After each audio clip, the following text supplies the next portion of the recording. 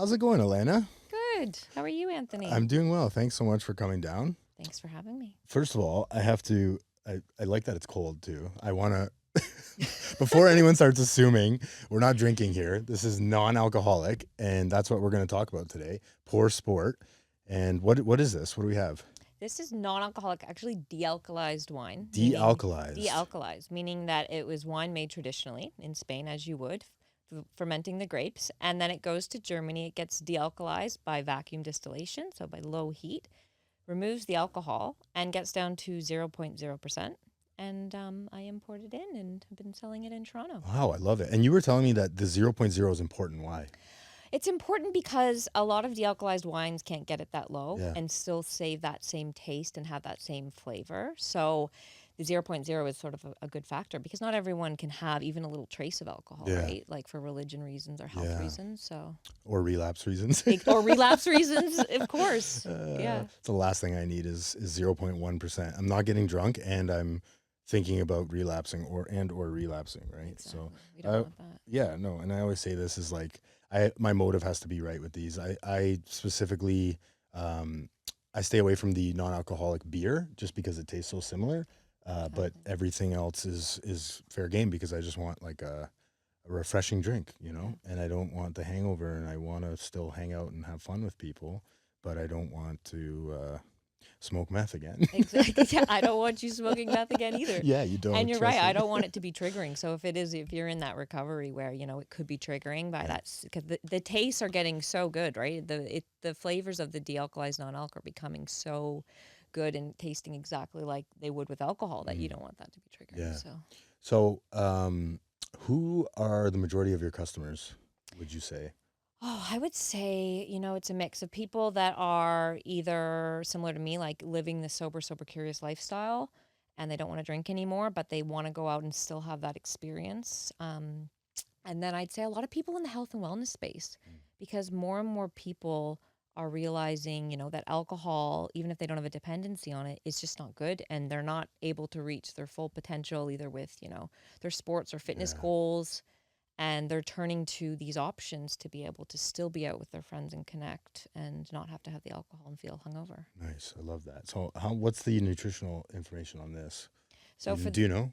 Yep. For the rosé, so that's in 100 ml, it's 6 grams of sugar, but it's all residual from the grapes and no added guck or anything. And it's 25 calories per 100 ml and Wow. 0 grams fat. That's amazing. Yeah, exactly. And this comes in red wine, and not this specific one, but you make red wine. You make. I actually only have the rosé sparkling and the white sparkling for now, and then I plan to roll out the still line, a white and a red. Coming and a soon. rosé. Coming soon. We're Wow. trialing with the sparkling. I wanted to do, the celebratory bubbles first, and then we'll roll out the stills later. So why are you so passionate about this? Well, I'm very passionate about it because I stopped drinking about 3 years ago, 3 years August, and I am a very... That's awesome, by the way. Congrats. Thank you. And I'm a very social person, and like I said, I love to go out and be with my friends and go to restaurants and events and do everything where normally, alcohol is involved. Yeah. And when I removed it from my life, it was challenging because you're missing something, right? Like you're standing there and you have water, or you're not holding anything in your hand, and it's like a little uncomfortable for yourself, and also because people are asking. Yeah. Obviously, It's the worst. it's the worst. People just like can't get over the fact, like, what's wrong with you? But yeah, Are you pregnant? Yeah.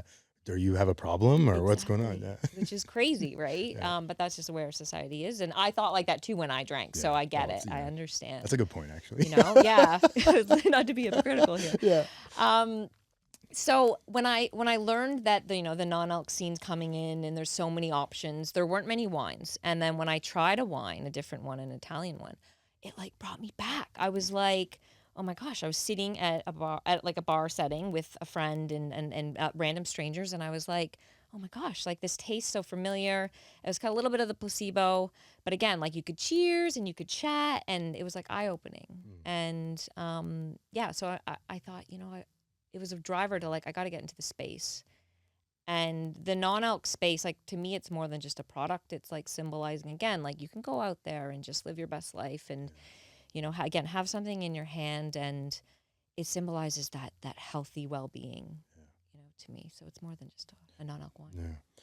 Do you can you share why you quit drinking? Why you decided? Was there a moment that you kind of said this isn't serving me anymore?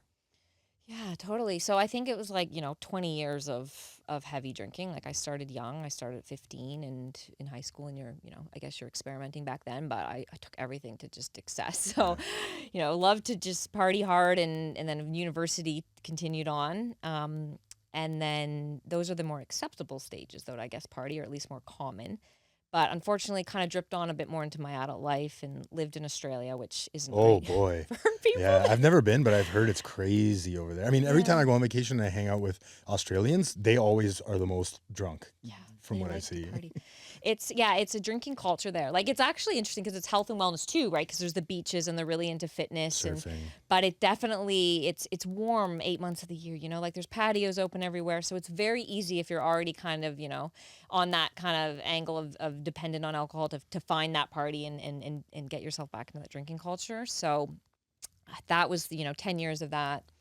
And I think just with me, like I was finding that it was very volatile. Like Yeah. I'd be in control of my drinking where I'd set boundaries and rules for myself, right? Like don't drink during the week and don't drink in front of clients or work.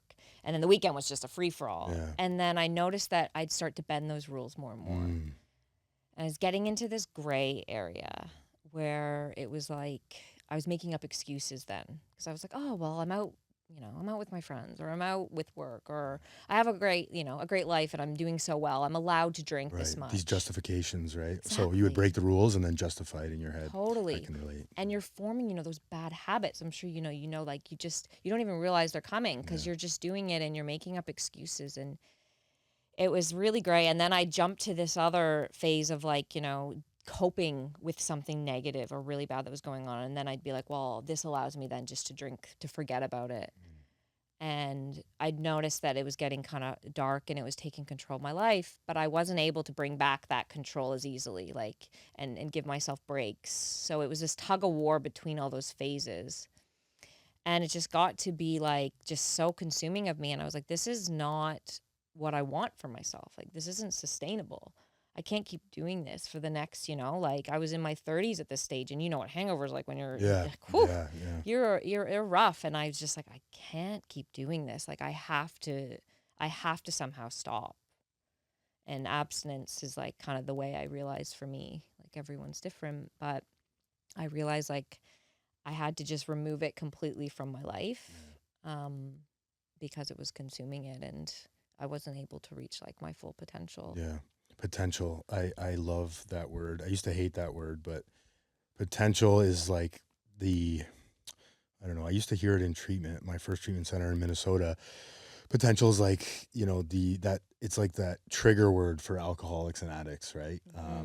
People in my life are coming up to me, man, he has so much potential. If only he would just stop drinking or stop using so much, he could be so much better than he is. He could be doing, even in school, in elementary school, my teachers on my report card, my mom always reminds me, but it always said like not living up to potential, and I just like that word used to haunt me. Right. And now, it's funny, you remove the alcohol and the substances and I'm doing shit that I never thought I could do. Right. Starting this podcast was another one. Thank you. Yeah, it's amazing. Running a marathon was another one. And I did it all. There's a common theme here. I'm sober during all these accomplishments, right? Yeah. I can't run a fucking marathon when I'm, hungover or like it takes so much dedication and time, right? Oh gosh. And then, absolutely. in your situation, starting a business, right? Do you want to talk about like how that was getting it off the ground, kind of some early struggles and how you navigated them? Yeah, it's hard. Like it's anyone can say when you start your own business, like it's just you know you're gonna have challenges, but a whole bunch of things get thrown at you unexpectedly. You got to pivot. You got to be so resilient. And it's a lot of energy. So yeah, like being sober, like has made me, be able to do it to the extent I've been able to kind of push the business and go live. But yeah, it's been fun. Like, it's been really fun. It's a new space for me, the food and beverage in general, let alone the non-alc, and it's growing so massively. So it's such a great space to be involved in, and watching all like globally how it's becoming Yeah. so big, and like it's doing such great things. That's the thing, it's a business that's improving people's lifestyles and making them a better person. So it's like, I keep that at the back of my mind, right? When I have those rough times, or you're going through, the turmoil of the business and some negative things, you're like, this is helping me, and it's going to help other people. But yeah, I mean, like, starting up a business, I'm importing, so that's had its struggles. Yeah. I'm dealing with a vineyard in Spain and the language barrier, and then it's coming over, and if anything kind of falls short on that supply chain, like, it can make the business just go through bits of hiccups. So importing it in, and then all our ports went on strike, when I was first getting my shipment Oh in, my and like God. all these things were coming, and I was like, why? Like, it's just endless. But yeah, no, it's been really good. And like I said, now that the product's out and launched and people really like it, and like I said, getting in the space has been fun, and collaborating with people in the health and wellness, especially in the fitness, because I'm really into fitness, Yeah. so it aligns well with my values, has been so great. Like, people reaching out, like, let's work together. Let's do a Pilates and pour Yeah. party. Let's do a spin and drink party, like, without the alcohol, obviously, because it's health oriented. And Yeah. it's been really fun. That's awesome. Yeah, I definitely have found that in working in the, I guess I would call it like the sober creative space, but also I've been talking to a lot of, non-alcoholic beverage shops, and just to kind of, learn more about this. And yeah, everyone's so cooperative and so friendly, and they just want to help you. Um, people are willing to do things to kind of, better there's like a goal in mind, right? It's Right. not just I want to better my business and screw you, right? There's a goal in mind. um I love the name Poor Sport. Do you want to explain what it means to you a little bit? To me, so obviously there's the play on the word pour, which is fun. So it's Pour. And then if you kind of like think about it, it's the pun, right? The poor sport. So people, when you're out playing a sport and someone's losing, and they're taking it negatively, Hate because that no guy. one likes to lose too, right? We don't like to lose. We're Yeah. we're in this world where you got to win and you got to succeed. And Yeah. then, that person that's not dealing with it well, and they're losing, and you don't invite them back, right? And it's kind of that funny kind of bit around the poor sport of the person that's losing alcohol and not drinking. Yeah. So like, I don't want to drink anymore, and this group does. Do they want to invite me out anymore? Because there's that stigma now. Oh, Alanna doesn't drink, or it's like something's wrong with you. Mhm. What's wrong with you? Yeah. And they don't, you don't want to make you feel included anymore. So it's kind of the fun play I on love that, it. Yeah. Yeah.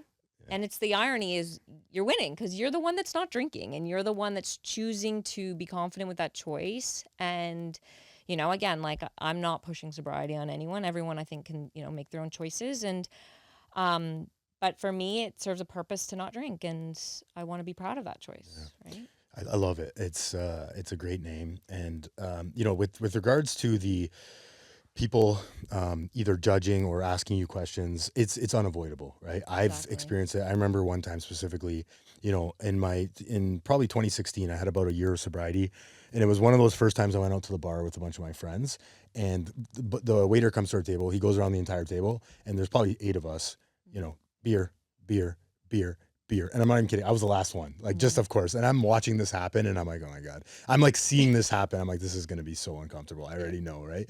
And I was at a pretty good place in my sobriety, but it comes to me, and I look at the guy and I go, oh, just soda water. And he looked at me and he just went, like, in front of all the people. All my friends like stopped and looked up at him, and then they looked at me, and they were like about to, they were like, what's he going to do? And I just, I did what I was taught, right? I just like didn't react, Right, which yeah. is like, that's like, I wanted to knock the guy out, right? Absolutely. I would want it too. But the other thing I do too, and this is getting better, but whenever that happens to me, it happened another time with my wife, and I'll explain that in a second because that was a funny story too. But my first reaction is to be like, yeah, so I don't drink because I almost died and overdosed, and I went to 3 rehabs. Thanks Yeah. though. Yeah. And just to make the guy Yeah, feel of like course. complete shit, right? And Yeah. I don't do that, but Yeah. that's You my wanna do yeah, that. that's the other thing I want to do is just make, ruin the guy's day, right? Exactly. But I've done it before and it doesn't work, but Yeah, there was another time where a guy came up to me, and my wife had this massive beer, and we were going to a Leaf game, and I had a soda water, and he commented on that. He was hammered, and he's like, "Oh, it's just funny." And I'm like, "What?" He's like, "She's so small, drinking the beer," and I'm like, "Yeah, I Oh don't my drink." gosh. I probably said at that time that I almost died and went to rehab, and Yeah. he just went, "Sorry, man," and he just walked away. So I have done it before. I'm not perfect. Yeah. No, that's okay. But I yeah, like that was I was going to ask you. So when you first quit drinking, what was the reaction of others around you, and what was that like? Yeah.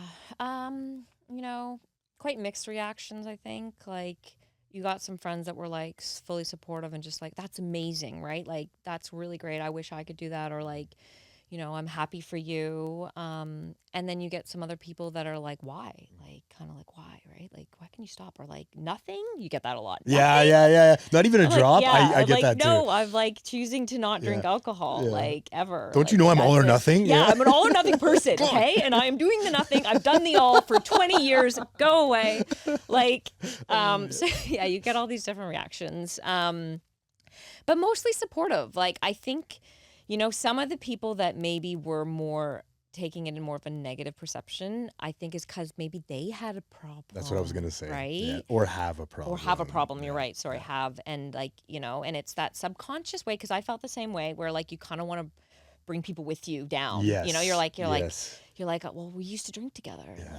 Like I'm not going to sit here and have, 18 shots and you're going to sit and sip your water or your non-alc Yeah. drink. Like, I'm gonna hate myself after yeah, that. exactly. Yeah. So it's like, and you notice that, which is unfortunate. But like I said, like I'm aware of it because I kind of thought the same way. Yeah. Right. Yeah. That's a good point. Yeah. So, but again, you have to just like, luckily, like I said, I have a very supportive group of friends and network, and everyone's been really, really amazing. And people have said you're inspirational, and I've wanted to drink less, so I've got that too, and that's Nice. so amazing to hear Yeah. that. Nice. So yeah, it's I been know pretty good. the things that you don't expect where you're inspiring people. I always say I've been getting messages here and there after this podcast, and some people really open up to you. And obviously, like I'm not, a therapist. I am in school to get back into the field and do that stuff, but I'm not gonna fix anyone. But it's nice when you see messages, hey, I'm struggling and I wasn't gonna send this, but your podcast or your post or your guest, I get that a lot too. Like it let me feel like I'm not alone today, right? And Oh, that's nice. I'm just like, fuck. We had someone on the podcast last time who was a comedian, and he said someone reached out to him and said, I was going to take my life today, but I watched one of your videos and I just completely forgot about it. I know it blew me away when he was telling me that Wow. story. You just never know how you're going to affect people, right? Positively and negatively, right? Yeah. So, it's truly a beautiful thing. Yeah, for sure. I was in Costco the other day, and this is my question to you is, where do you see this non-alcoholic thing going, right? I was in Costco the other day, and I'm not even kidding you. There was probably an entire Costco section, so not a grocery store section, a Costco section of non-alcoholic beverage options. Yeah. I was blown away. Yeah. And I'm not talking about soda water or flavored. So I'm talking about like, White Claw 0%. Oh, And yeah. like, I couldn't believe it, right? Yeah. It's growing. So where do you see this, this industry going? What's the future look like, do you think, in your opinion? Yeah, I think it's like one of the fastest growing industries globally, because again, it's fitting under that health and wellness space, and it's so nice to see that. Yeah. And you're right, it's becoming this huge thing where it used to just be a couple options on the menu or a couple options in grocery stores or in bottle shops, LCBO. And then a lot of the options were horrible. I was gonna say they that's the sucked. thing. We're here to educate Yeah. you. There's great options out there. Like we are the ones making great tasting. They taste similar. They're flavorful. But yeah, the options were horrible. I remember in Australia when I was taking one of my breaks, which I, realized I needed a month off, and I went to the grocery store and got which looked like fancy wine, non-alcoholic, and it was just like disgusting. Yeah. Like so sweet juice that I was like, this is horrible. Like this makes me want to drink. What is this is doing the opposite. So the quality of the products coming in is becoming so much better, of everything. The beers, the wines, there's like de-alkalized tequilas and gins and everything you can imagine that you can get with alcohol now you can get without. And it's really great to see. So the space is growing massively, and because also the demand's there, right? Like that's why people are cutting back on drinking. And like I said, no matter what, even if they're not in recovery, they maybe just don't want to drink or want to have the option for guests or are pregnant or whatever the reason might be. So more and more people are turning to non-alc options. So Yeah, they have to expand their product line and have more shelves, and it's really nice when I'm seeing it on menus in Yeah. Yeah. restaurants is so nice because it's not just, again, like they'll say like non-alcoholic and it's like soda and pop and like some, Yeah. they now have like people are getting actually like a full menu with all the varieties, Yeah. and I'm loving it. Yeah. Me too. Yeah, I've had some pretty good ones. I like ginger and spicy things. Yeah. And we were at a place the other day and I had one. I'd be remiss if I didn't ask you this question because my wife wants to know. Yeah. um, and I think so. The price is a problem for a lot of people. Mhm. Like, and I'm not talking about from your website or other person's website or not. Like, the price at restaurants is so high for this stuff. It's almost as much as alcohol. Why do you think that is? And do you think it'll change? Yeah, that's an interesting one.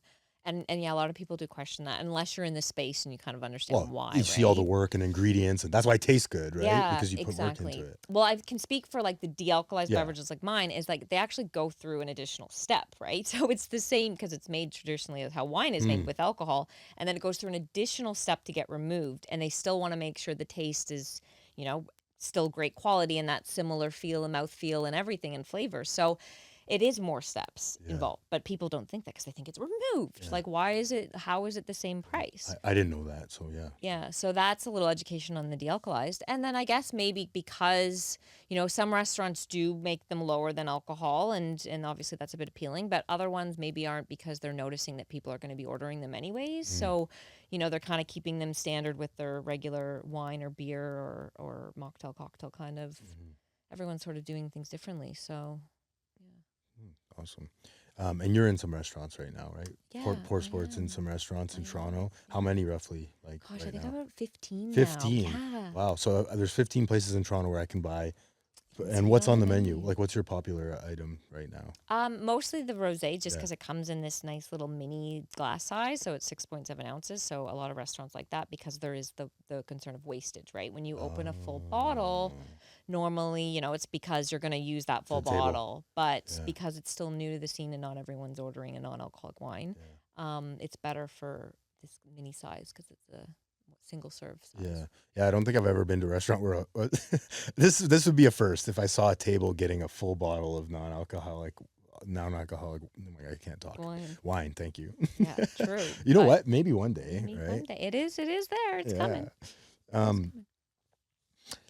how do you think, how does sobriety today kind of shift your mindset with the entrepreneurial space and being an entrepreneur?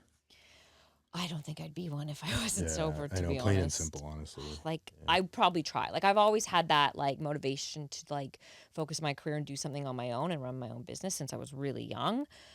But the drinking would have just slowed it down, not made me clear thinking. Like, you waste so much time, when you're drinking, it takes time. Yeah. You're hungover. You're like, the older you get, 3 days of cloudiness. And, like, how do you run a business? I know. How do you run a business when you're like that? So, sobriety for me has helped me, yeah, be patient and clear thinking and, run the business with intention. And yeah, I wouldn't be able to do it. Yeah. I really wouldn't. I think the time thing is so, I definitely realized that when I first got sober because you get sober, for my, situation, you come out of rehab and you just have all this time all of a sudden. It comes out of nowhere. You're like, I don't know what to do with myself, right?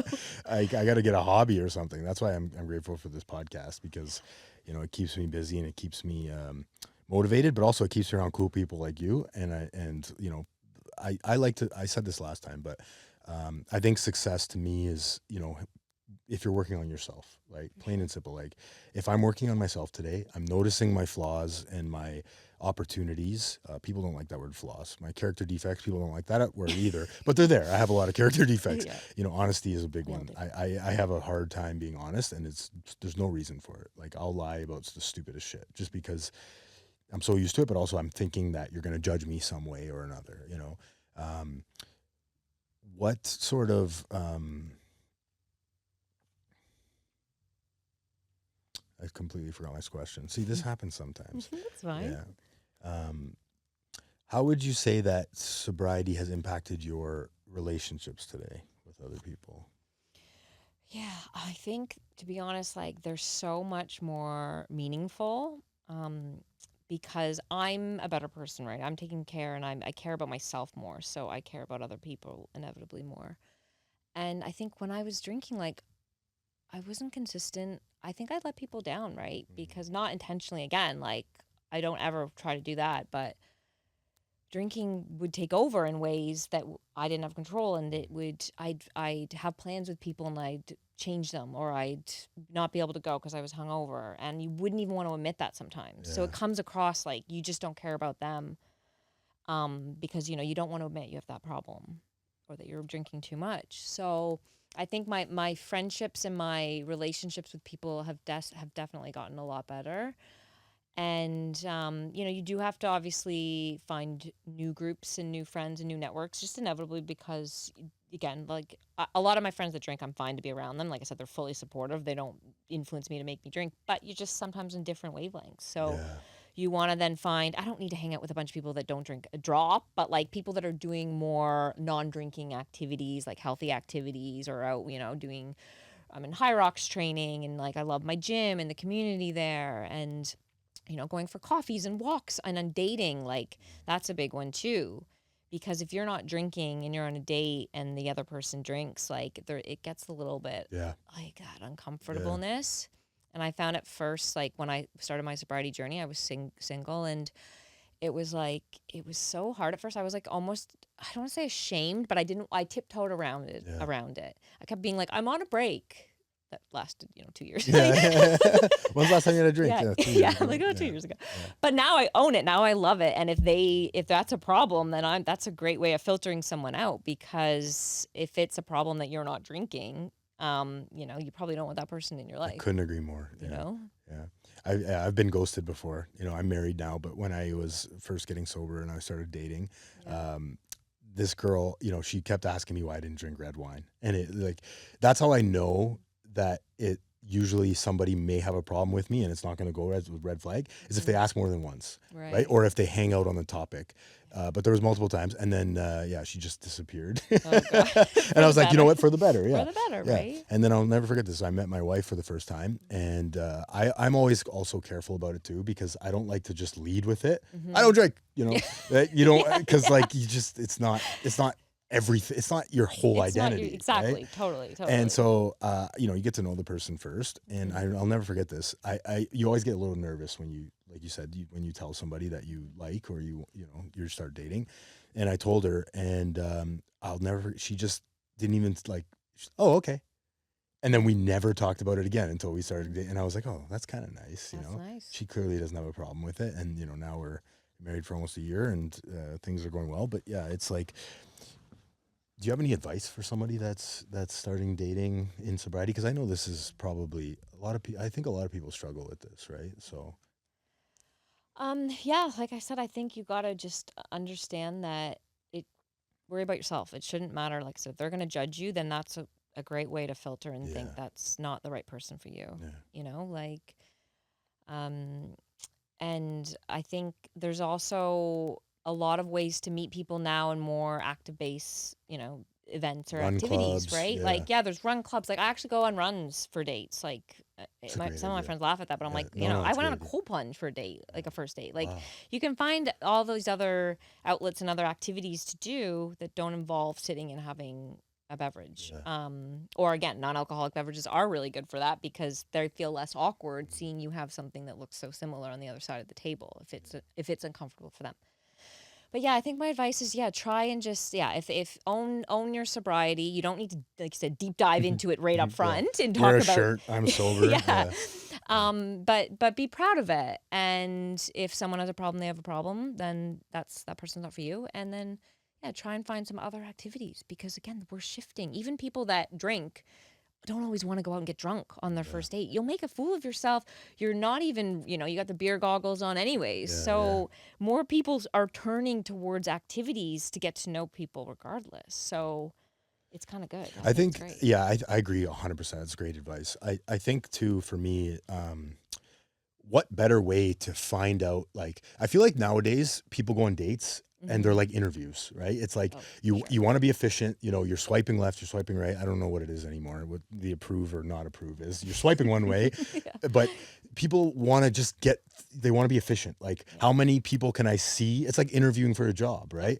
And I think personally, my opinion of that is that that's not any way to find out about someone. Sitting across a table, you're not going to find out like who someone is in an hour, 2 hours, or maybe even, 10 hours. I don't know, maybe I'm wrong, Yeah. but I truly think, you go, what did you, High Rock? What High is it? rocks. High Rock. So I'm Yeah. going to get you to explain that in a second sure. after I finish my point, because I don't know, it sounds interesting to It's me. intense. I It's maybe good. I have a new addiction now. There you I go. love extreme activities. But what better way to get to know somebody than going on a run and like encountering problems in the world and seeing how they solve said problem, right? You run into a guy, you run into a guy that, is rude to you, right? And the person you're with freaks out on the person and says, like maybe I don't want to be with that person that reacts that way in that situation. I always say this to people too, is like, when I traveled with my wife, that was the fastest way That's to the best way. learn. You encounter problems, you almost miss a flight, she kind of reacts like, I actually liked how she handled that, or I never thought I would do it that way. And you kind of you get closer through connection, right? You connect on emotions, like, instead of, what do you do for work and what do you think about this? You're connecting through an emotional level. Yeah, right? absolutely. So No, what I is totally high, agree. explain this High Rock thing. High I'm rocks, yeah. intrigued. It's this big global trend of this. It's a fitness competition, which involves 8 different circuits of like weight training concepts. So it's like, there's the sleds, right? The sleds that put the weight, and then they push them, and then you pull them, and then there's there's ski ergs, and there's rowing, and there's a burpees and a farmer's carry. So there's 8 different stations of all these different weight training, like a HIIT class. So when you go to a HIIT class, kind of like those 8 different stations. And then in between each one, you run a kilometer. So you do 8Ks total of running. Whoa. So it's, it's hitting all the boxes there. You're doing the full body workout. Wow. And you can do it by yourself, or you can do it with a partner. So I do one with one of my fitness buddies, and we did it last year, and we did really well. And yeah, it's super intense, and it's fun. So it's like such a great goal to have, right? Because you're training for something, which makes you want to get up and go to the gym more than just, your own motivation. Yeah, that's why I like marathon running so much, because there was a goal at the end that I needed to achieve, and I followed a very simple plan. I didn't do it my way. I just followed a plan, and lo and behold, it's amazing. You put the ingredients of the recipe together, and you get the result. Sobriety is a lot, in my opinion. Recovery is a lot in the same light as that. You get certain ingredients, and it's like baking a cake. You put the ingredients together. For me, it's 12-step recovery and meetings and stuff like that. You put them all together, and you follow the recipe, and you get an outcome. You get a sobriety for today, right? So, I love that. That's great. What does your morning routine look like? All right. Well, I get up. I have a dog. I have a boxer. Oh, so he is just as high energy as me. So we're both intense together, but he needs a lot of exercise. So I walk him, and I try to go to the gym in the morning. I like a morning session because it's just not just to get it out of the way, but just because I feel so good for the rest of the day. Yeah, it's a cheat code. And I'm a morning person, so I'm one of those sort of 5 a.m.ers. Nice. Have a lot of Me too. energy. Yeah. Go to bed early. So up early. And then now I have a day job too, where I'm a project manager. So the business is sort of on the side. So I have to kind of play and plug it in wherever I fit those hours. So in the morning, I usually get up and start working, to be honest, after my workouts, and then eat breakfast. I don't know. Like, it's so funny. Like, I'm not that routine. Like, I know a lot of people that go through different sobriety recovery have like the structure. I'm just more like, as long as I do these great things I have to do for myself, like my walks, my exercise, tick the boxes, I don't care when I do it. Yeah. Kind of a little bit rogue with my schedules, but But you mentioned the having the dog thing is good because it holds you accountable to getting outside.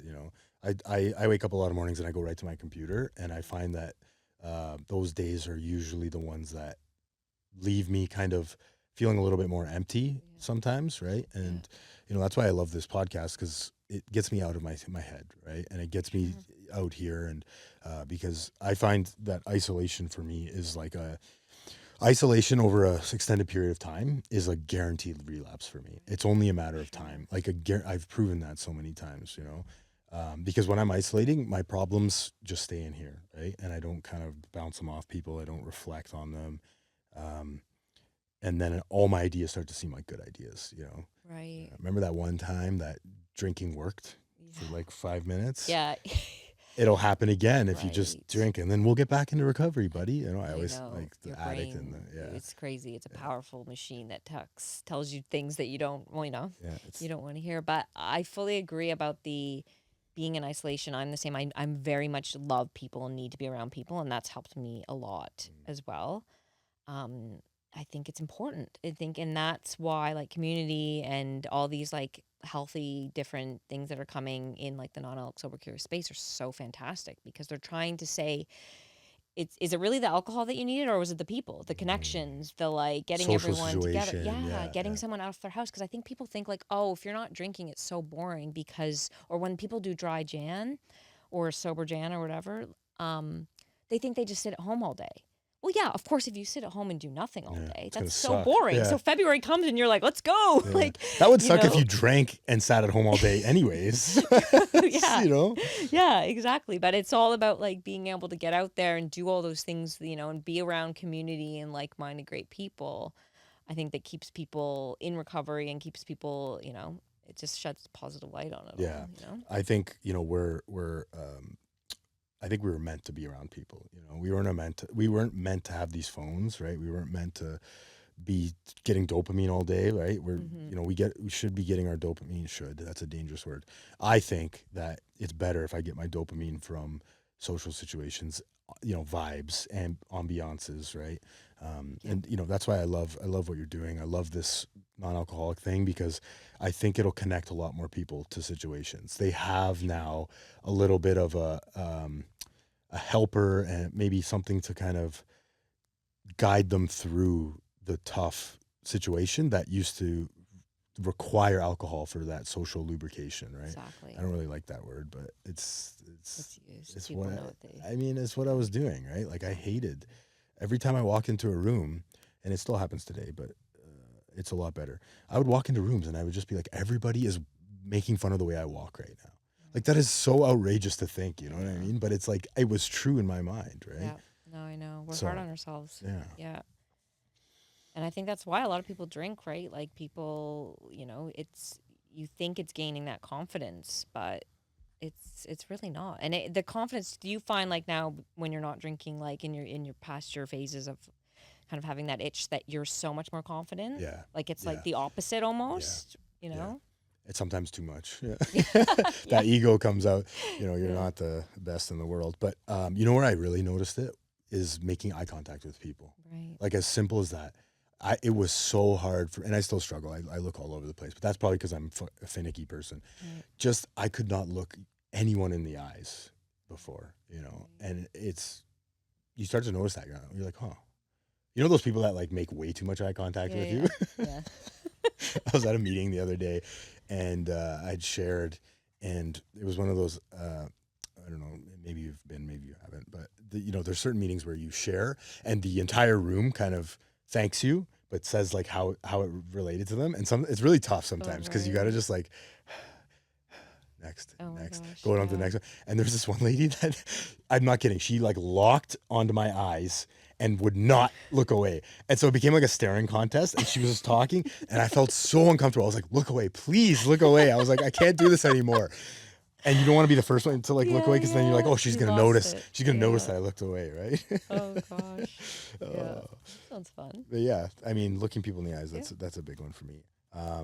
How do you find that you're more confident? You said that you public speak and stuff like that now, and how does the confidence come out in like where were you not be able to be confident before? And Well, I like, weirdly enough, I thought I needed like alcohol to be confident, right? Like I just, again, it was that like maybe a bad habit I picked up, or I don't know what, but I thought that like anytime I would go out for like going to be around a bunch of people, I was like, oh, maybe I should have a drink before I go, just to like loosen me up, yeah, and yeah, like, yeah, and like now I'm like, that's yeah. It's not. crazy. It's people don't normally think like that, right? No, no, no, exactly. I They're more did. just like Yeah. out the door, and then, they have drinks with the situation. But I used to, yeah, maybe like you said, like you're playing things in your head, like what are people going to think about you, and like overanalyzing things so much. But like, I think then when I did kind of give it up, and of course it's hard at first when you do, right? There's that struggle and like that identity's gone. But then when you get past that, and trust me, it gets so much better, and you get Yeah. past that really hard phase, and then it's like you're like reborn again. Like that person did die. Good. That person needed to Yeah. die. That Yeah. person was a toxic Yeah, person. yeah, I'm glad they're out of my life, yeah. and I'm this new reborn, have a new, a confidence, and just like it's at least for me it was great. And I think it comes with time too. Like it's getting better and better as the time goes on, with kind of just clearing it out of my system and Yeah, everything. I love it. I think I spent a lot of time hating myself, and it's really hard to, like you said, promise yourself you're not going to do this, because I did that too. Okay, I'm only going to drink. I'm only going to use drugs on weekends. I'm only going to drink on weekends. Then you break the rule. You're like, well, I must be a piece of shit now because I can't even keep up with my own rules. So it's really hard to be confident when I'm constantly beating myself up and hating myself. And then you get sober and you're like, huh, I can actually show up, do what I'm going to say, be a man of my word, and kind of you start to like yourself again, right? Yeah. And you're like, huh, I'm a pretty good person, right? And it's finding that balance between like I'm the best in the world and I'm a piece of shit, right? Like finding that balance in between the two. I find too that helping others is really a good confidence builder, right? Absolutely. Like when I'm helping, I was at a rehab center today. I love going to rehabs now. When you're on the other side, Yeah. it's the best. Yeah, When you're in them, when you're in them, oh I'm sure, boy, yeah. the worst. It's But so when you're fun. on the other side, and I saw this guy, and he came up to me, and he was so confident, right? Mhm. And he was so happy to be alive, one of those guys. Right. And I didn't even know he was a patient of the treatment center. And I'm talking to him. I thought he worked there, right? And I'm like, it came out that he's like, yeah, actually, I'm out on Thursday or whatever. He was so happy, Wow. and I'm like, fuck, you're a patient here. I'm like, dude, you look great. Like I didn't even, he had the sparkle back in his eyes Of already, course, right? yeah. And we come in so broken, right? When we quit drinking, at least in my case, we're so broken and so beat up and so just dead inside, right? Our soul is like crushed completely. Yep. That you string together a month or 2 months or 3 months, and then one day at a time, you just start to get that kind of sparkle back in your eye, and the drive for life comes back, right? Where you're like, huh, maybe I am a decent person. Decent person, yeah. And you see life so differently, like when I'd love to travel. I've been to like 43 countries. Whoa. Like, yeah, Holy. like huge traveler, but it always was so consumed with drinking. Yeah. I mean, I definitely was maybe a little bit more balanced too, because like I'd do things like climb mountains and Machu Picchu and like things that you Nice. really Yeah, couldn't be too yeah. intoxicated to do that. But I'd always find the balance, right? Like, oh, I gotta have the party time of my travels, and and I found like now, since giving up drinking, going traveling, like again, you have all this time, you have all this energy, you're enjoying your full day, and you're seeing everything with such a different light. You're not sitting at a patio just having a lot of beers, just being like, or wine, being like, oh, I'm on holidays. This is great. Like you're actually out doing so much. Experiencing. You experience so much. And it's just, everything's it's just in such a better light, it's just clarity, and it's just nice. And of course, like I think like also to be real, times get tough, really tough too, right? Like I think like the sobriety life is great and it's so much better, clearly a million times better, but like times get really hard too, right? Like that you'll have great days like this, and then you'll have one day that's just like something happens. And it's so hard, and you have to be in that. You have to feel it, And that's a hard thing to then say. I used to always go to alcohol as my vice, my way to cope. But you're like, I now have to sit with this thought or this past trauma or this whatever's going on in my life. And it can be so hard, right? And I think just like knowing that, like, remember those great times, those clarity. Remember, try and push that to the surface to say you'll get through it. Just take a day off, or like call a friend, or maybe, maybe that's also when I'm not needing to be out and social because I just need some time for myself to just like rest, and then and then you bounce back and you're back to that, Yeah, I couldn't agree more. I mean, every time I relapsed, it started with my state of mind beforehand and not telling anyone about it and sitting in it. But it was never like a instant, like out of I don't even know how that happened, right? I mean, at least in my case, it was, as when you relapse, then it becomes that, right? In my experience, you relapse, then it becomes like you're not even thinking about it. You're like, fuck it, I'm already here, whatever. But like the first one after any long length of sobriety, it was always like a leading up. There was something that was going on. I wasn't telling anyone. I was isolating, and if I think back now, and I don't regret it because I learned a lot. I learned a lot about myself. I think I needed to have those moments. But if I think back now, and I just kind of like white knuckled through that situation and did something else and just got through it, 100% it would have been better. Yeah, for You sure. know, it would have been different. That's for Yeah. sure. The next day would have been different. That's why I always say to people now, and I try to live by this, is like, just get to bed, right? Just try and get to bed. You're not gonna, a feeling won't kill you, but alcohol and drugs will. I think Alan said that actually. A feeling won't Jeez. kill you, right? But Yeah. you know, a drug and alcohol might, right? Yeah. So Yeah, that's the totally. way- I mean, at least if you're in recovery. Well, now cocaine nowadays, you never know. Yeah, You know, exactly. it's Yeah, dropping with people all over the place. people are, it's crazy out there. Yeah. Scary. Yeah, so I'm grateful that I'm alive. I'm grateful that I'm in this recovery space. But you're right. Some days, you know, life is gonna life you. Mm-hmm. You know? What's something that you're working on today about yourself? Like something that you really, something personal, I guess. I think what I'm learning, and we were talking about this earlier, actually, is just the whole being able to enjoy the good moments and like the wins of the business and not just keep going. Like stop, pause, and enjoy what's happening in your life now and all the good things. We're hard on ourselves as humans in general, right? And you're always striving to be better and bigger, and we're now comparing ourselves with people all the time on social media and stuff. And it's just like, just calm down and enjoy what you've achieved.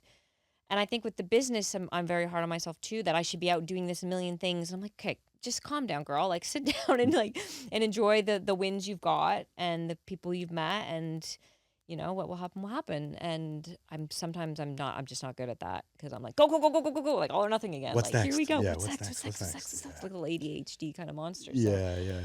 I gotta just like, just enjoy those little wins. I love and that. Relax a bit. Yeah, I couldn't agree more. One of my favorite quotes, and I want to put this on a T-shirt. I heard it on a podcast. It's like, "Remember when you wanted what you have now. Remember when you wanted what you have now." Yeah. Like there was a time where you wanted this, Yeah, right? exactly. Exactly. And you would have killed somebody. forget. Maybe I shouldn't speak for you, but you would have done whatever it took to launch the business, to get it going, to get it into a restaurant in Toronto.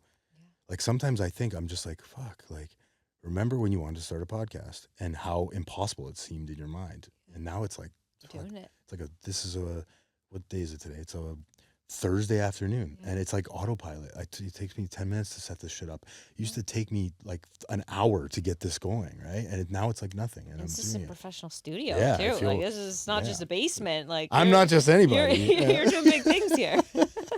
I'm somebody, don't you know? Yeah. Look out, Dax Shepard. I'm coming after you, Joe Rogan. Yeah. Theo Vaughn. Absolutely. Yeah. No, I love podcasting, and I try to remember, why I to your point, I have to remember why I started this too, because it's so easy to get into I need more likes, I need more followers, I need more money, I need to monetize, I need to get sponsorship. Right. Dude, just stay sober and help the still suffering alcoholic, because that's why you fucking started. Exactly. The minute you start to change that, that's when it gets dicey, I think. You're right. Yeah. You're exactly Focusing on outcomes is a dangerous, dangerous game in any walk of life. Absolutely. Right? I couldn't agree more. I'm trying to do the same. Yeah. It's hard though, right? I love it. For sure. What's one word you would describe sobriety? Okay. One word. I think for me, like empowerment, probably. Because again, it's just like, and it wasn't that at first, obviously. No. No. But because again, like I said, there's such a stigma still to people that don't drink. Yeah. And like, I guess I didn't go through the like rehab or the recovery, so people maybe didn't take it as seriously either, that thinking I don't have a problem. So I don't know. I think, but now I'm finding, empowerment, because I am, again, like, I'm like reaching, and I know you hate that word, but that potential I didn't even know was there for myself. And sobriety helped me do that. So it's a very empowering feeling, and it just feels like I'm in control, like finally, and like more so than ever in my life. not just the drinking now, like in control of just everything and my choices. And I'm very like future thinking now, where before the party girl Alanna was like, woo, live in the moment. Like I was so just about that moment. And, you know, and like adventures, like for me, like it was chaos because I'd go around and hop around and my friends would be like, what happened to you last night? I'd be like, I was at this bar, then I was at that bar, I was at this bar, I met this And person, it was the that best. person. It was so much fun, you know? And it's like, that sounds horrible. Yeah. Like, you know, like, and now like that to me, like, no, like to me now I'm doing that, but in good ways, like getting the business, doing this, meeting people, like it's all more healthier vices, but I have control of it. And it's just such an empowering feeling. Like it just feels great. Yeah, I love it. I always say like I used to be a slave to drugs and alcohol, right? Any problem that showed up, it's like I didn't have a choice. It was like, no, I need to use over this. I need to drink over this because I'm not going to get through this sober, right? And now it's like, I have a choice. I have a choice. When I turn off these cameras and say bye to you today, I can go and drink if I want to. You know, I never really liked when people came in and said, "Oh, I can't drink anymore. Like I can't drink." It's like, no, you can. You're choosing not to, right? And I like that better because. I don't like being told I can't do anything. Yeah, no one does. It's right? a negative word. Yeah, even though I think I can't do a lot of things, which is it's kind of ironic, right? Yeah. But yeah, it's like, no, I'm choosing not to, and I know it's going to be okay, you know? Exactly. So where can we find you, Alanna? Where can we find Pour Sport? How do we buy your beautiful rosé? You buy the beautiful rosé. Well, you can buy it online. So my website, www.drinkpoursport.com. Or you can find it's popping up in lots of non-alc bottle shops in Toronto. There's Bevy's in Kensington and Zero Cocktail Bar in Cabbagetown. Shout out Zero. Yeah, I think you know Gail. And there's Sober Sips and Berry, and Upside Drinks is an online platform, and it's in some of the sober markets in Toronto. Nice. And then just you'll hopefully see it popping up on more menus and different sports clubs. There's a big one too, right? Like different St. George's golf club now have it. So. Yeah, that's awesome. Yeah, you were telling me that. I'm going to be Stacked Market too. Yeah. For July 19th, they're having a big kind of cookout festival. Cool. So I'll be there. Is it like a non-alcoholic festival or? It's a mix of everything. Yeah. It's kind of like food and different vendors of different, I think, like arts and crafts in a mix. Nice. And July 19th. music, July 19th. At Stacked Market. Saturday. Go. Come. Yeah. That's amazing. I learned a lot today, Alanna. Thank you so much. Thanks for having me. This was fun. I know. I had a lot of fun. I love doing this and love meeting people. I really do hope that, you know, in the future when I go to not just, you know, specific restaurants, I really do hope we come to a point where I can go to the Keg, I can go to, I don't know, Kelsey's and just have as many non-alcoholic options as alcohol, right? I think, you know, the one thing I really want to hammer home with people is like, you know, sobriety is not, we're not pushing the agenda on anybody. I don't give a fuck, right? No, like totally. if you want to drink and do drugs and you're having fun, good. That's amazing. Like I don't want anyone to come across thinking that I'm trying to push. And you said that early on, you know, to each his own, right? But I need to be sober to enjoy my life. And I think that you're doing pretty good too. Yeah. And I think people that think they don't, obviously, even though they're like balanced, if you try it, you might feel so good you didn't even realize. That's another thing. There's all those people. There's so much potential, right? What is your potential, right? You know, a functioning alcoholic. Like, are you functioning, right? But what could you be doing, you know? Exactly. Yeah. Thanks so much, Alanna. I loved having you on today. This has been fun. Thank you very much, Anthony. I appreciate it. Love what you're doing. Thank you. Thanks for listening. Please help us grow the channel and like, share, and subscribe for more content. The discussions and stories shared on this podcast are for informational and motivational purposes only. This content is not a substitute for professional medical advice, addiction treatment, or therapy. If you or someone you know is struggling with addiction, please consult a licensed physician, addiction specialist, or mental health professional. You are no longer alone.